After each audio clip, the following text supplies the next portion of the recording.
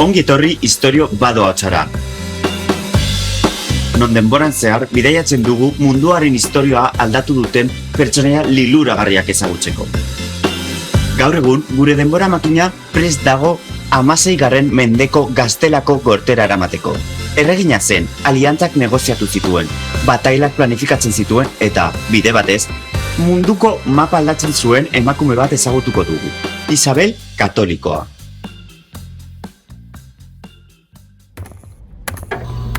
Ados, 1502 urtera egokitzen naiz. Parametroak ondo konfiguratzen saiatuko naiz.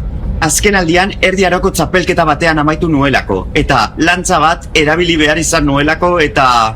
spoiler, ez nekien.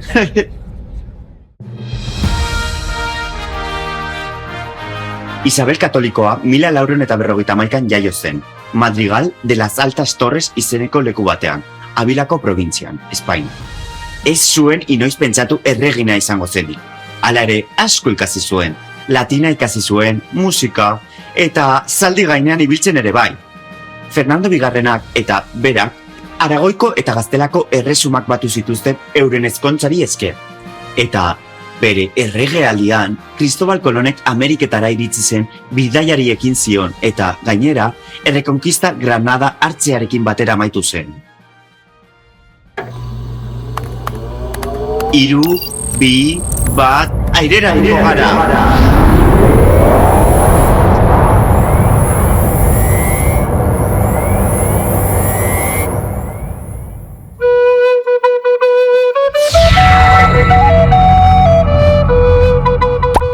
Gaztelako gortean nago!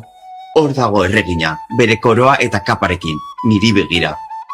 Kaixo Isa, zer moduz, Izeba? Nola usartzen zara niri horrela deitzen, kanpotarra? Isabel naiz. Jainkoaren graziaz, Gaztelako, Leongo, Toledoko, Galiziako, Sevillako, Kordobako, Murtziako, Jaengo, Algarbetako, Algecirasko, Gibraltarko eta Molinako anderea. Barkatu. Nire aurrean tabernako lagunak bagina bezala tratatzen nauzu. Zaindariak! Barkatu erregina, nire garaian askatasun handiagoa daukagu hitz egiteko. Ez nion errespetua galdu nahi. Ados, zaila zaitezte zuen hitzak neurtzen. Orain ezadazue, etorri alzarete zuen erregearen izenean negoziatzera, hitzamen bat sinatzera edo zure arintasunarekin nigo gaitzera? Denetik pista bat, erregina. Erresuma oso aurreratu batetik nator, azken teknologiarekin. Non ezagutzaren bilaketa nagusitzen den, eta bere jakinduriaz gozatu nahi nuen. Az gaitezen gauza arraz batekin.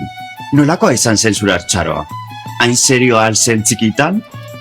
Txikitan ez hainbeste, baina beti izan nuen argi nire bete beharra. Irakurtzen, idazten, zaldi gainean ibiltzen eta jakina, otoitz egiten ikasi nuen.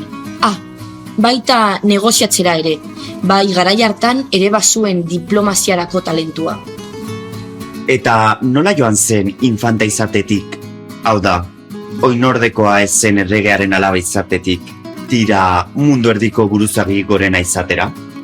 Tronurako oinordekotzan 3. nintzen, bi anaia baitzituen, Enrique Laua urte batzuetan errege izan zena eta Alfonso, baina biak hil ziren.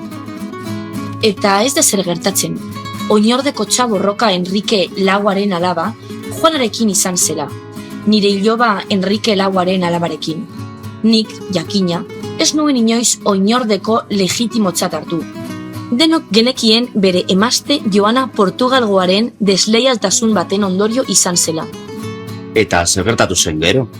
Azkenean, nobleziaren laguntzari eta Araigoko Fernandorekin izan nuen ezkontzari esker, 1494an erregina izendatu ninduten, eta ilobak arazoak izaten jarraitzen zuen arren. Beraldekoek ere erregina izendatu baitzuten, nire tropek bereak garaitu zituzten, eta Fernandok eta biok taldean lan egin ahal izan genuen, Juana Portugalgo komentu batera erretiratua zelarik. Ez dirudi ideia ona denik bere kontra jartzea. Bide batez, 1492an Errekonkista Granada hartzearekin amaitu zuen. Zer moduz? Ai, Granadaren hartzea, 1492ko urtailaren 2 hartan. Fernandok eta biok 10 urte eman genituen gerraren azken etapa honetan. Oso gogorra izan da. Boabdilek, Granadako erregeak hiriko giltzak eman zizkigun eta horrela, bateratzearen hasiera markatu zuen. Gaur egun Espainia bezala ezagutzen duguna. Ez moztu. Urte batzuk geroago, bai Granadako garaipenagatik, bai katolizismoa mundu berrira edatzeagatik. Alessandro Zeigarrena, aita santuak errege katoliko titulua eman zigun Fernandori eta bioi. Interesgarria. Eta mundu berriari buruz. Urte horretan bertan, 1492an, Cristobal Kolonek Asiara egindako bidaia babestu zuen. Nolakoa izan zen historia hori? Cristobal Kolon bai gizon astuna.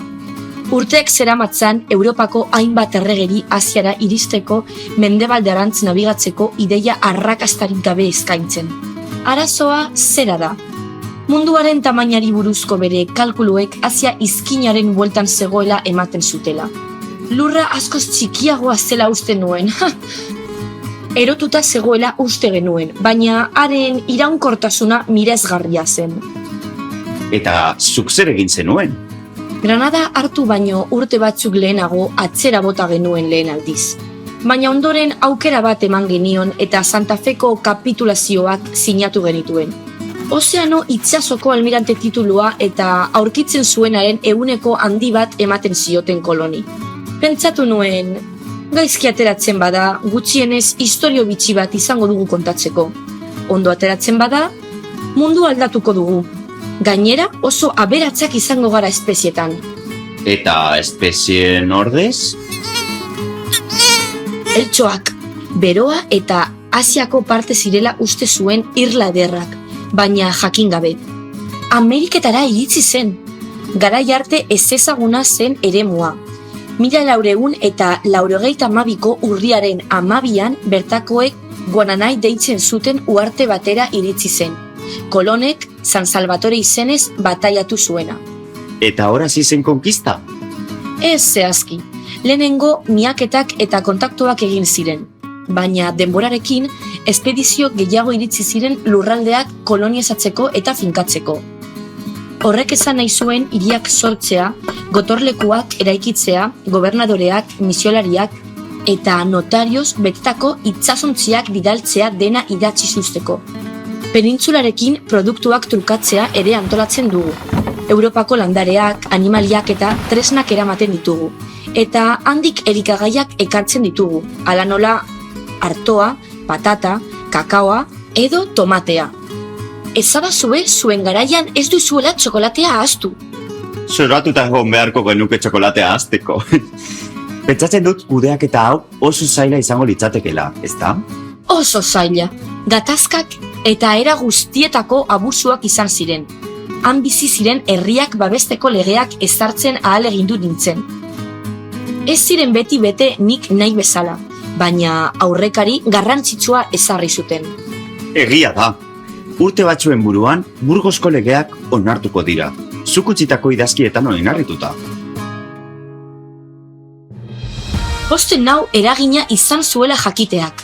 Orduan, bere erregealdian, Amerika urrutiko lurralde izatetik imperio baten parte izatera igaro zen.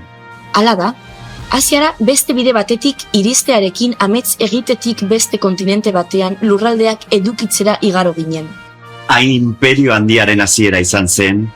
Beno, badakizue, urte batzuk geroago ia inoiz ez zen eguzkia sartzen.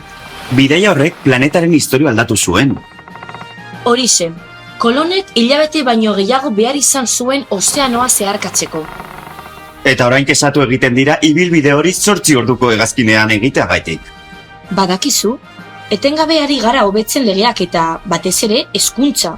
Jendeak arauak irakurri ahal izatea nahi genuen, baita sukaldeko errezetak ere. Nola jakingo zuten nola egiten zen esneko errea bestela. Erabakigarria zen. Amaitzen joan gaitezke, nire garaiko aurrei eman diezailekezun aholkurik? Taldean lan egin, erabaki garrantzitsuak hartu aurretik ondo pentsatu. Egunero gauza berriak ikasi eta zerbaiten sinesten baduzue, borrokatu horren alde.